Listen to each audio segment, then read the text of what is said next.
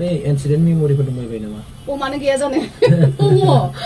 खारन आं बे खालामनाय समाव आं बिराद रानथिंथिंमोन आरोना बिराद रानथिंथिं आं ओमफ्राय जेनेबा बै थियेटार नायो हिसाबै थियेटारावबो एक्टिं खालामबायदोंमोन नामा? औ खालामदों आं थियेटार खालामदों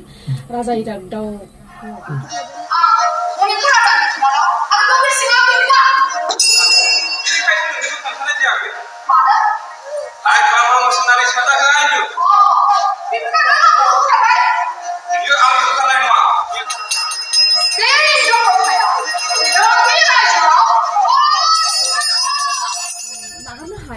बे लाइनखौनो नागारनो हाया ओरैबायदि स्टार मेकाराव गान खनो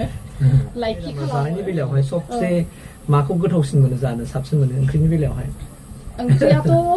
मैथा आच्छा मैथाखौ बिराद मोजां मोनो गिबियावनो खुलुमग्रोबाय दिनै नोंथांमोननि खावलायनाय बायदि आं दिनै जोंनि बै समनि बर'नि सावथुन मुलुगनि बेहेरनि एक्ट्रिस मेडाम बे मेडामा आंजों दङ दा नोंथांमोननि खुथार खावलायनायखाय आं दिनै मेडामखौहाय दिनै लोगो मोनबाय आरो मेडामा गावनि बेसेन गोसा समखौ दोननानैब्लाबो दिनै नैबे बिटिआर इनफो स्टुडिअ इउटुब चेनेलनो बे समाव समखौ होबाय दा मेडाम आं मेडामखौ गिबियावनो जोंनि बे इउटुब चेनेलावहाय बरायना लाग्रोबाय मेडाम दा बे समाव आङो फार्स्टआवनो मेडामनि इन्ट्रडाक्सनखौ आङो सिगां मोनग्रोनो लुबैबाय आच्छा आंनि नामा दुर्गा ब्रह्म आरो आंनि जोनोमा माने एक्चुअली माने क'क्राझार बागानसालियाव जादों आरो जोंहा दतमालाव दङबो न' दङ आरो आङो बेयावनो देरदों माने बागानसालियावनो क'क्राझार बागानसालियावनो आङो देरदों आरो प्लास आङो गेजेर गेजेर गामिनिबो माने समाजजों आरो टाउननिबो मोननै फारनैनिफ्रायबो माने आङो बे सुजुगखौ मोनबोदों आरो खारन बेयावबो जोङो थांबाय थायोमोन आरो गामियावबो गथिखे आंखौ मोननै जायगानिफ्राय मिथिनाय मोनगोन बागानसालि जाहैबाय आरो दतमालाव दङ बे दतमालाव दङ ओमफ्राय बागानसालि मोननैबो क'क्राझार डिस्ट्रिक्टनि सिङावनो क'क्राझार डिस्ट्रिक्ट मानोना बै गोजान गोजाननि मानसिफ्रा मिथिनाय नङालै मा बे ओमफ्राय मेडामनि क्वालिफिकेसना आंनि क्वालिफिकेसना आङो फार्स्ट आं स्कुल फरायनायनिफ्राय खोन्थानोसै आङो क'क्राझार हाइ स्कुलनिफ्राय माने गार्लस हाइ स्कुलनिफ्राय पास जादों मेट्रिकखौ आरोना बिनि उनाव आङो क'क्राझार गभर्नमेन्ट कलेजनिफ्राय पास जाबाय ओमफ्राय बिनि उनाव आङो क'क्राझार ल' कलेजनिफ्राय आं LLB खालामदों आरो आंनि क्वालिफिकेसना बेसेयानो दा बर्थमान ओरैनो दा मोगथां जिउआव रियेल लाइफआवहाय मेडामा माबा मोनसे सरकारि जबफोर मावबाय नामा? आं दा माने एज ए एडभकेट आं माने सेसन कर्टआव क'क्राझार सेसन कर्टआव आं दा प्रेक्टिस खालामगासिनो दङ दा बर्थमान आं बेयावनो दंथ'यो आरो सिगाङाव आं गुवाहाटि हाइकर्टआव जइन खालामदोंमोन बिनि उनाव आङो आफ्टार मेरेज आरो हाबानि उनाव आङो दा क'क्राझारावनो दं आरो दा बर्थमान होमबा बे समाव मेडामा मेरेज जाबाय बलेथे न'खरनि साबसे सोद्रोमा दं बेखौ एसे फोरमायना होनो हागोन सोद्रोमा माने जों हाजबेन्ड वाइफ आरो आंनि दा फिसाजो सानै माने आं खांदों आरो फिसा सानै दङ आरो दा बर्थमान जों साब्रै आरो रानिं फरायनायाव दंगासिनो दं फरायगासिनो दङ जोबोद मोजांनि बाथ्रा होमबा जोंनि बे समाव आं मेडामनिफ्राय नैबे बाथ्राखौ मिथिनो लुगैबाय मेडामा सावथुन मुलुगाव जे फैबाय जेन'बा मेडामखौ सोरबा लेंहरा ना मेडामा नों गावनो गोसो जानानै बे सावथुन मुलुगाव फैया बेखौथ' बुंनांगौबाथ' बहुद बाथ्रा बुंनांगोन आरोना खारन आं उन्दैनिफ्रायनो माने बेबायदि बहुद आं माने बिदि स्कप मोनबोदों आरोखि जे आङो माने जेनेबा स्टेज प्रग्रामल' नङा आरोना बहुद खाबु मोनबोदों आरो बेबायदि उन्दैनिफ्रायनो आरो माने कालचारेल फारसेनिफ्राय आरोखि जोंनाव एक्चुअलि आं माने उन्दै समनिफ्रायनो आरोना आं अनेक बेबायदि धरननि माने खाबु मोनबोदों आरो जे बर' हारिमुखौबो आङो मोजाङै माने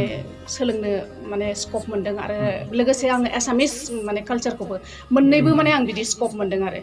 आरो जों उन्दै समनिफ्रायनो बहुत थियेटार नायोमोन बर' थियेटार आसामिस थियेटार माने आरो बहुत मोजां आर्टिस्टफ्रानो आरोखि ना जोंनि बागानसालियाव दङ माने बहुत दङ आरोखि जेनेबा लिरगिरि खन्थाइगिरि बेबायदिनो अनेक माने गिदिर आरोखि बेफोरनिफ्रायबो माने आं बहुत थुलुंगा मोनदों आरो उन्दैनिफ्रायनो ओमफ्राय बिनि उनावथ' आङो लासैनो आं स्टेज प्रग्राम खालामबाय ओमफ्राय बिथां हृदय कुमार ब्रह्म सिनायोना बिथाङा डान्सार करिय'ग्राफार बिथाङा बेनि थ्रुजोंनो आङो मोसानाय थोसानाय आं सोलोंदों ओमफ्राय बिनि उनाव आङो बहुद माने प्रग्राम खालामदों जेरै आङो बर' हारिमु आफादाव आङो लोब्बा जादों बे समावहाय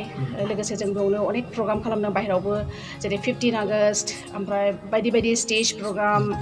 ओमफ्राय आरो टिभि प्रग्राम खालामदों जोङो बागुरुम्बा मोसादों बाहाय माने ग्रुप बागुरुम्बा बेहाय सोलोंदों जोङो सोलोंनानै हृदय ब्रह्मजोंनो बेजोंनो सोलोंदों बेबायदिनो जों अनेक प्रग्राम खालामदों थारमाने बेबायदि धरनि आं उन्दैनिफ्रायनो थारमाने होमबा नैबे बेहेर सावथुनाव मेडामा जे एक्ट्रेस हिसाबै फाव खालामदों बावहाय मेडामखौ सोरबा लाबोदों नामा? औ लाबोनाया बिथाङानो हृदय ब्रह्मआनो आं दा बेखौनो बुंनो नागिरदोंमोन आरोना ससेनिफ्रायबो गोमानानै थांबाय बिथां हृदय ब्रह्मजों आं माने सानसेखालि बर'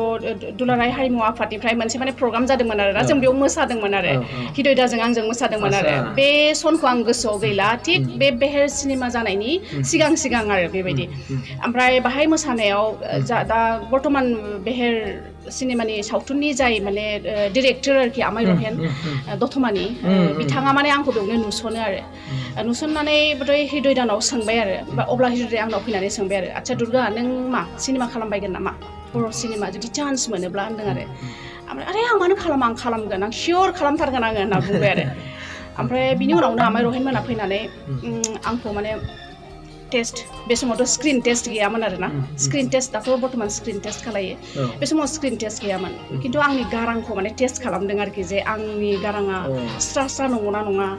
बा आंनि रायलायनाया माबायदि आरो रावा माबायदि ओंखारो बेबायदिखौ माने आंखौ नायदों आरो ओमफ्राय ओरै एसे गिदिं होनलायनानैबो बुंदों आरो देलाय एसे गिदिंलाय बिदि धरनि आरोखि थ' आं बेबायदिनो आं बेहेर मुभियाव आं फैबाय आरो बेहेर सावथुनाव आरो आं मेइन रलाव आरो ना रजेनि रलाव आरो जायखौ आं दा बयबो सिनायो आरो रजे होननानै ओमफ्राय बेहेरनिफ्राय बेनिफ्राय नैथि आरो थामथि ब्रैथि दंबावो नामा बेबायदि? औ दङ बिनि उनाव आब' मुभिखौ आं खालामदों बेनि उनावहाय दाहाल उमेशजों आंनि क'एक्टरा उमेश कुमार ब्रह्म बिथांजों ओमफ्राय बिथांनिनो मुभि नेक्स्टआव आरोबाव मोनसे गोरोन्थिनि उनाव बाहाय आं माने गेस्ट आर्टिस्टमोन आरो बेबायदि जोबोद मोजां बाथ्रा गेस्ट आर्टिस्ट ओमफ्राय बे माबाखौथ' आब'खौथ' माने मेडामानो सोरजिदों बायदि एसे खोनादोंमोन आङो एक्चुअलि आंहा बे लाइनाव माने आंहा बहुत इन्टारेस्टेड खामोन आरो आगोलाव आं बुंनाय बायदि आरोना जिहेतु बे हिसाबैनो आङो बाहाय माने आंनिनो लिरनाय आरो सल' आंनिनो ओमफ्राय डिरेक्सना माने आमाय रहेन आरोखि रहेन बिथाङानो खालामदों बेखौ थ' बेबो एसे मोजाङानो जादोंमोन आरो मुभिसा ओमफ्राय आंनि बेहाय एसे माने फार्स्ट गानाय हिसाबै बे बेहेर जे सावथुननि सोमोन्दै एसे मिथिनो लुगैदों मेडाम बे सावथुनावहाय गानायावहाय मेडामनाव माबा मोनसे बै इन्सिडेन्ट मेम'रिफोर दंबाय नामा? मानो गैया जानो दङ खारन आं बे खालामनाय समाव आं बिराद रानथेंथेंमोन आरोना बिराद रानथेंथें आं एकदम माने बिरलायलायनाय सारखि मोसाब्लाबो आथिङानो नांलायलायामोन हायाव बिदिमोन आरो एकदम रानथेंथारमोन आरो थ' बे दैयाव शुटिं जादोंमोन जों दैयाव शुटिं मेरला दङ ना माब्रै थबस्र' जलांखो बे माने दुखु गोनां माने बे मेथाइ आरोखि बेनो लास्ट आरोखि सङा बेवहाय खालामनाय समावहाय मोनसे दैयाव शुटिं दंमोन आरो जोंना आंनि क'एक्टर अमिय'बो दंमोन आरो जोङो दैयाव माने ओरै फारनैनिफ्राय भेला माबादोंमोन आरो बे थालिरनि माने भेला साजायदोंमोन बाहाय जों ओरै फारनै बोरै माने हगार हरगोन आरो ओमफ्राय गेजेराव एसे बाला बायदि दुबसांसां दंमोन आरो थ' जोंनि भेलाखौ ओरै हमनानै ओरै हगारदों आरो जेनेबा माने आखाइ नागारलायनाय आखाइ हमनानै माने आखाइ नागारलायनाय बिदि सिन दंमोन आरो ओमफ्राय अब्ला माने आं होनदोंमोन आरोखि हाब आंथ' बिराद गियो आंथ' सानस्रिनो रोङा आंथ' बिराद गियो होमबा माय डिरेक्टर बिसोर माने बिथांमोना बयबो दंमोन आरोखि ना होनदों आरोखि नों गिनाङा दुर्गा नों गिनाङा नोंथ' गांजेमासो नोंखौ जों दसेनो बामखांगोन जोङो नोंखौ बामखांनो थाखाय जोंहा जेबो सिन्था खालामनाङा होननानै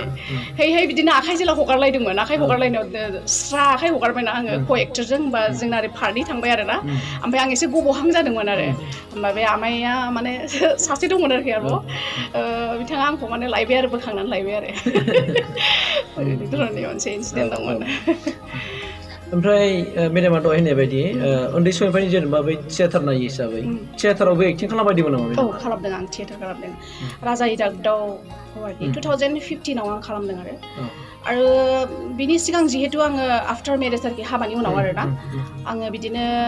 दाब दाब जायगा आंनि माने हाजबेन्डजों गिदिंनांगौ जानानै फैनायखाय आंहा एखेबारे गेप जादों आरोखि थारमाने क'क्राझारावहाय आरोखि थानाया आरो बेलानिफ्रायनो पुरा गेप जादों आरो ओमफ्राय गतिके आङो माने 2015 आं माने क'क्राझाराव आं जेला फैफिनबाय अब्ला माने आंखौ लोरगि थियेटारनिफ्राय आंखौ माने सन्जिब फंबाय सन्जिबा आंखौ माने सन्जिब ब्रह्म बिथाङा माने आंखौ बुंदों आरोखि आब' लोरगि थियेटारनिफ्राय राजा इरागदाव मोनसे जोङो ड्रामा खालामगोन नोंथाङा फैनांगोन बेहाय मोनसे रल दङ होननानै बुंबाय आरो थ' होमबा आं सोंबाय मा रल दं ओमफ्राय होनबाय मणिपुरि रानि इन्दुप्रभानि ओमफ्राय आंनो जेला स्क्रिप्टखौ होबाय बेखौ लिरदोंमोन कमल कुमार ब्रह्म बिथां मुंदांखा लिरगिरि बिथाङा लिरदोंमोन थ' आं जेला रलखौ आं जेला नायबाय आरोना अब्ला आं नुबाय बे माने एकदम नेगेटिभ रल आरो ओमफ्राय आं होनबाय आंनो बेखौ नेगेटिभ रलखौ होआबा हामगौमोन नामा जिहेथु आं बिराद खस्थ' जागोन आं बिराद रागा जोंनांगौ एखेबारे आङो माने रायजो मोनसे आं धंस' खालामनांगौ आरो बिदि धरनि इन्दुप्रभानि रला आरो खिन्थु आं लासैनो आं बे रलजों आं माने एडजास्ट जालांदों आरो माने हागौमानिखौ माने आङो बेहाय माने आं नाजादों आरोखि इन्दुप्रभा रलखौ आङो पारफेक्ट खालायनो थाखाय आरो आङो हयथ' हादोंबो आं बहुत सेटिसफाइड आरोखि बेखौ खालामनानै आरोखि बहुत सेटिसफाइड जादों आङो बेखौ खालामखांनानै आरो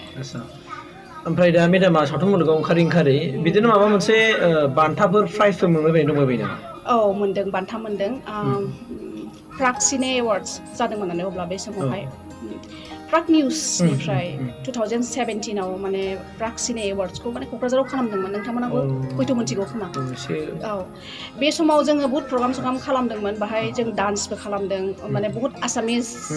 माने एक्टर एक्ट्रेसफोरबो फैदों बहुत गिदिर एक्टर एक्ट्रेसफोर आरोखि ना बे समाव जों बयखौबो लोगो मोनदों बे समावनो बिसोरनिफ्रायनो माने आङो बेखौ माने मोनसे एवार्ड मोनदों आरोखि बेखौ आङो माने रडालि फिल्म एवार्ड मोनसे मोनदों आरोखि बेखौ आं जरहाटआव नाजावहैदों आरोखि रडालि फिल्म एवार्ड दा जेन'बा सावथुन मुलुगाव ओंखारनानै मेडामा माबायदि साक्सेसफुल जानाय बायदि मोनदों लाइफखौहाय साक्सेस होननानै बुङोबा जों आर्टिस्टफ्रा खुनुदिन माने गावखौ साक्सेस जादों होननानै साना आरोना जोंहा खालामनांगौ आरो सोलोंनांगौ अनेक माने थालाङो आरो एज ए आर्टिस्ट आङो बर' समाजनिफ्राय फैनानै आङो जिखिनि खालामनो हादों आं बाहाय बहुत सन्तुष्ट दं आरोना खारन आं रायजो राजानिफ्राय अनेक मोजां अननाय मोनदों आरोना बे जिनिसखौ आं मिथिगौ आरोखि माने आं जेला बेहेरानो आंखौ माने बहुत गोजौआव थिखोदों आरो माने आंखौ रावबो सिनायामोन नाथाय आंनो बेहेर मुभिया आंनो ओरैबायदि मोनसे माबा लाबोनानै होफैदों माने आं बेखौ माने एक्सप्लेन खालायनो हानाय नङा आरो दा माने आं गोसोनिफ्राय एथ' माने खुसि गोजोन मोनो आरोखि बै समखौ आं गोसोखांबा माने गतिके आं बिराद सन्तुष्ट आरोखि जिखिनि आं खालामदों आरो आं जिखिनि खालामनो हादों आरो बेखौ लानानै आं बहुत सन्तुष्ट आरो दा नैबे समाव मेडामा आथिखालनि जेनाखि गोदान प्रडिउसारफोर फैनाय फिल्म दिहुनग्राफोर फैदों आरो स्ट'रि एन्ड स्क्रिप्ट लिरग्राफोर फैदों दा बिथांमोननिसिम मेडामनिफ्राय माबा मोनसे साजेसन हरनांगौ दंबाय नामा नों हरनो लुगैनाय ओरैबायदि खालामबा साबसिन जायो बेफोरबायदि मोनसे बेबायदिथ' आं साजेसन मा होनो बिथांमोनाथ' अलरेडि माने बहुत सोलोंनोबो स्कप मोनबाय रोंगौबो गोदान डिरेक्टरफ्राबो माने बिसोरबो अनेक सोलोंनो स्कपबो मोनबाय टेक्निकेल माने टेक्न'लजिनिफ्रायबो बहुत माने माबा एक्सपार्ट जाहैबाय आगोलावहाय जों समावथ' केमेरायानो गैयामोन जेबो गैयामोन थ' बिदि हिसाबै बिथांमोना बहुत मोजां माने खालामगासिनो दं आरोना आरोबाव खालामबावथों होननानै आं सानो दानि गोदान जेसेबां आर्टिस्टफोर दङ फावखुंगुर बिसोरबो दं बिसोरनिथिं आरो बहुत रोजा अननाय मोजां मोननाय दङ खालामबाय थाथों बिसोरो मोजाङानो खालायगासिनो खालि माखासे जिनिसखौल' जों दा नायनांगौ आरोना जोंनि उद्देश्यआनो जाहैबाय जोंनि हारिमुखौ गोजौनिफ्राय गोजौसिनाव लांनो हानाय गतिके बेहाय जाहाथे जेबो दाग गोग्लैयाबा जेबो माबा गोग्लैयाबालायनो जाहाथे खालामोबा मोजां आरोखि माने जों बेखौ नागारनो नाङा आरोखि जोंनि समाजनि जि कालचार आइडेन्टिटि बेखौ जाहाथे नागारनो नाङा आरोखि आं बेखौल' आं खावलायो आरो बाद बाखि थिगैनो दङ आङो मेडामनि फैनाय बाथ्राखौ एसे मिन्थिबावनो लुगैबाय आच्छा दा मेडामा जे सार्भिसनिफ्राय थांनानै न'आव थाफैनाय समाव न'आव थानाय समाव मेडामा ओरैनो मा खालामनानै माने ब्रेनफोरखौ एसे फ्रियाव दोननो लुगैयो मा मोजां मोनो आङो आं माने दा गथ' सानैजोंनो थानानै बिराद मोजां मोनो आंना फिसाजो सानै दं नालाय बिसोरजों आं थायो ओमफ्राय आरो आङो बेरायनो ओंखारलाङो आं माने बेरायनो बिराद मोजां मोनो फ्रिकुवेन्टलि आं माने माबायाव थांबाय थायो सरलपारायाव थाङो सरलपारायाव थाङो बिराद फुरथि खालामो बिनि बादिबो आं ओरैनो नागारनो हायाना बे लाइनखौनो नागारनो हाया ओरैबायदि स्टार मेकाराव गान खनो लाइकि खालामो टिकटक खालायो आरो इन्स्टायाव भिडिअस खालामो पस्ट खालामो बेबायदि धरननि आरो बिदि धरननि आं खालायनानै टाइम पास खालायो बिनि बादै आंनि फ्रेन्ड्सफोरजों लोगो हमो आंनि लोगोफोर दङ ना आंनि क्लासमेट्सफोर दङ बिसोरखौ लोगो हमो जों बहुत माने एन्जय खालामो बिसोरजोंबो टाइम स्पेन्ड खालामो आरो गेजेर गेजेर ओरैनो बेरायनो थांनाय समाव बे मालाबा सरलपारा थांनाय माने बेरायनाय समाव फेमिलि थाङो ना फेमिलि थाङो जों फेमिलि एन्जय खालामो पुरा एन्जय खालामो जोङो जोबोद मोजां माने सुखि फेमिलि ओमफ्राय आं एसे बर' हिसाबै मेडामफोरनि बाथ्राखौ मिथिनो लुगैदों आरोना मेडामा जानायनि बेलायावहाय सबसे माखौ गोथावसिन मोनो जानो साबसिन मोनो ओंख्रिनि बेलायावहाय ओंख्रियाथ' मैथा मैथाखौ बिराद मोजां मोनो मैथा जानो मोजां मोनो बेदर ना गासिबो जाजोबो खिन्थु एसे खम जायो आरो आङो जानायाव माने आङो माने बिराद बुरजा जाया आरो माने एसे खम जायो आरो जेनेबा बेबायदिनो ओमफ्राय साहा लोंनो मोजां मोनो साहा लोङो गाइखेर साहा बास फिथाइ सामथाइबो मोजां मोनो आङो दा नैबे लास्टआव आङो नैबेखौ मिथिनो लुगैबाय मेडामा दा गोजोरै माने न' बायनानै थानाय बे जायगाया दा क'क्राझारनि बबे जायगायाव थायो क'क्राझार आङो बागानसालियावनो दं बागानसालियावनो आं दा थायो बेयावनो कलेज र'डआव कलेजनि दरखङावनो होननानै बुंनो हायो आरोना बेयावनो थायो स' होमबा साफ्रोम नायगिरि नोंथांमोनहा दिनै आं मिजिंथिबाय आरो आं हप खालामदों आरोना जे मेडामखौ जाय नोंथांमोना नायनो होननानै थांबाय थानो थिनदोंमोन दिनै मेडामखौ लोगो मोनबाय मेडामनि गोबां माखासे बाथ्रा नोंथांमोना खोनानो मोनबाय आरो मिजिं थिदों आं नोंथांमोना निसय गोजोनबाय आरो सेटिसफाइड जाबाय जे मेडामखौ जुदि बेसेबांबा गोबावनि उनाव आजिलि 25 बोसोर बिनि बारा बे बोसोरनि उनाव जुदि मेडामखौ नुफिनबाय मानोना गोबाङानो सानदोंमोन मेडामा दंना गैला मा थांखो बेफोरबायदि थादोंमोन दिनै बिटिआर इनफो स्टुडिअ इउटुब चेनेलनि गेजेरजों दिनै नोंथांमोना नुनो हाबाय आरो आंबो खस्थ' खालामनानै दिनै मेडामाबो गावनि बेसेन गोसा समफोरखौ माने गारनानै दिनै नोंथांमोननि नायनो लुबैनाय बे सिमां आरो आसा मिजिंखौ दिनै फुलफिल खालामनानै होबाय दा बे समाव जोंनि बे बिटिआर इनफो स्टुडिअ इउटुब चेनेलनि थाखाय मेडामा नैबेखिनि समखौ होनायनि थाखाय आङो BTR info studio YouTube channel जानो मेडामनिसिम रोजा रोजा साबायखर जासिबाय मेडामनो गोजोननाय थाबाय फंबाय आसा खालामो बिटिआर इनफो स्टुडिअ माने आरोबाव नोंसोर माने जि खालामगासिनो दङ बहुत मोजां खालामगासिनो दं आरोबाव जाहाथे नोंसोर उन्नति जायो आं बेखौ माने आशीर्बाद होबाय रायजो राजानिसिमबो गोजोननाय थाबाय